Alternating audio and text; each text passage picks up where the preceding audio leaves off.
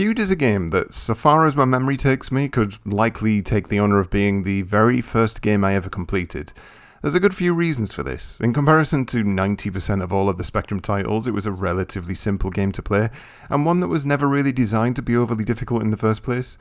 For those who are unfamiliar with this battle of wits and wizards though, let's start at the beginning. Feud was released in 1987 through Bulldog Software, authored by some truly standout names, the Pickford brothers, John and Steve, Pete Harrison and David Whittaker. It was also a budget title, priced at just £1.99. Budget titles weren't typically known for their badge of quality. There's a reason why you'd often find them for sale in an actual bin in Woolworths. But amongst those wasted tape cassettes, you'd often come across a truly standout title.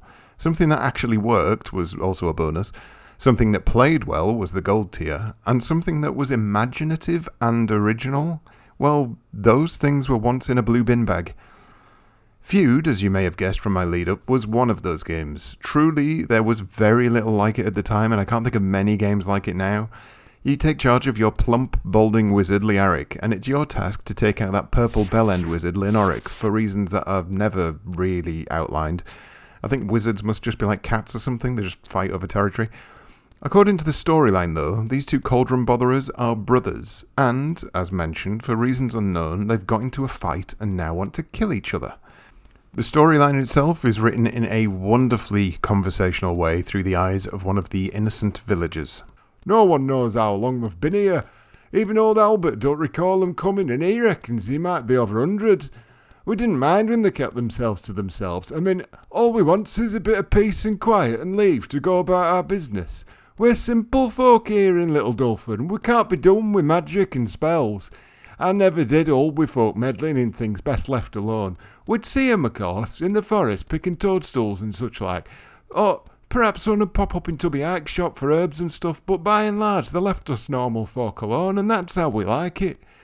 They'd had arguments before, but we all know that. Well, reading them magic books all day, they can't be right in the head, can they? Anyway, 2 summers back, or maybe 3, I remember because that was the year Albert's donkey died. Old Lenoric, he's the older one I think, he turned his brother Learic into a frog. His own brother. But he turned him back after a week, and at least it didn't bother us. 2 weeks back, all this changed. First the forest went quiet for a few days, not even a sparrow dared to make a sound. Then the noises began. First shouting, then all manner of bangs, explosions, and things best not thought about. Yesterday, old Lenoric upped and left and moved to the other side of the village. Ike, who knows him better than most, reckons there's about to start a feud, and woe betide the poor soul who gets in their way. That as may be, but there's strange things afoot in this here village, and no mistake. It don't take no fancy book learning to figure we ain't seen the last of this. You mark my words. The tone of this should give you a fairly reasonable idea as to the tone of the game in general, one of light-hearted tomfoolery and murder. When I say light-hearted though, I vividly remember this game scaring the ever-loving shit out of me, and on replaying it, I still let out a little girlish scream whenever that purple bastard arrives to chase me. But we're getting ahead of ourselves. Being chased by magenta wizards is all well and good, but how do you combat this? You need to go and pick flowers. You need to go and pick flowers a lot. Spread across this relatively huge map is a selection of ingredients which you'll require in order to make spells. Handily, each time you pick up an ingredient, your spellbook will flick to the relevant spell page and the ingredients you've collected will be highlighted in red. Each spell requires 2 ingredients in total, which doesn't sound like much, but finding your way to these things can be tricky. Once you have the ingredients you need, head back to your cauldron, mix them together, and hey presto, you've only gone and got yourself a bloody magic spell. As you'll have seen from the videos already, the game features wonderful, big, chunky animated sprites that really adds a lavish splash of character to the game. This is brilliant, of course, but it also means that your view of the world is relatively zoomed in. You may see an ingredient, for example, on the other side of an object. It looks close, sure, but what you don't realise is that there's 100 miles of hedge maze between you and that thing you want. Where is the entrance? Not a bloody clue. How do I get back out again? I have no idea. If you're anything like me and your navigation skills amount to ending up in a river while heading to the corner shop for a pint of milk, you're probably going to have trouble here. It's not easy to work out how to get to specific areas. The entrance to the bottom left of the map in particular is either well hidden or I'm just completely useless. This is also where a large portion of the secondary ingredients you need are hidden. Of course they bloody are. I had been playing for a solid 30 minutes before I even found my way in there. If this all sounds like something that could be alleviated by downloading or drawing a map, then yes, it could, but I think you'd be missing the entire point of the game if you were to do that. Feud is a game about scavenging. It's about trying to eke out these little secrets to make a mental map in your brain of where the things you need are, to find the best routes and the fastest paths to the things you need over time. It would also remove the dread that comes when Johnny Purplebollocks comes running up and blasting you with his own spells. You see, you're not the only one doing all of this. Your brother is also hard at work, picking up ingredients, mixing them in his cauldron, and hunting you down. And it's terrifying. I don't care what anyone says. When I'm 3 screens deep into a hedge maze, and this screaming mad wizard comes running after me with lightning bolts coming out of his fingers like Jack Torrance meets Gandalf, I do not need to request permission to shit my own pants. The more I played the game, the more it felt like a survival horror. I was Ripley, but bald. He was the alien, but purple. I was trapped in the vents of the Nostromo. The compass, which always points in the direction of my evil brethren, was one of those spooky locator devices that goes boop, boop, boop, boop. You can paint whatever image you like over this, but the tension is the same. It's enhanced slightly by the fact that your brother cheats his way through the landscape as well. On screen, you'd never notice it, but off screen, that cheeky little get will walk through walls like he thinks I don't know what's going on, but I bloody well know what's going on. Is that fair? Probably not, but does it increase the tension? Yes, it does. Much like a real brother, you never quite know when he's going to turn up and start wailing on you. It enhances that fear of getting yourself dead-ended. That is, until you get the teleport spell. The teleport spell is incredibly useful. At the press of a button and a flick of your spellbook, you'll be teleported back to your cauldron. This means you no longer have to traipse around trying to remember where the hell it is, but it also means that the tension of getting trapped is all but gone. You've suddenly got a get-out clause. You're still the hunted, but you've got an escape route. And it's probably no mistake that this is one of the first spells you'll easily wander into by mistake. It's by far the most useful, and to be fair, there are times when you won't want to use it. If you've just found a new area and there are ingredients to be had, you'll still have to outrun your smelly nemesis to gather up all you can before sticking up 2 fingers and vanishing from view. And once you start to do that, the tides begin to turn. You're no longer the hunted, you're the hunter. You've got a book full of spells just waiting to be unleashed right into your stupid brother's face. And that compass that was once a warning, it's now the direction to victory. It's time to stick a fireball up someone's arse.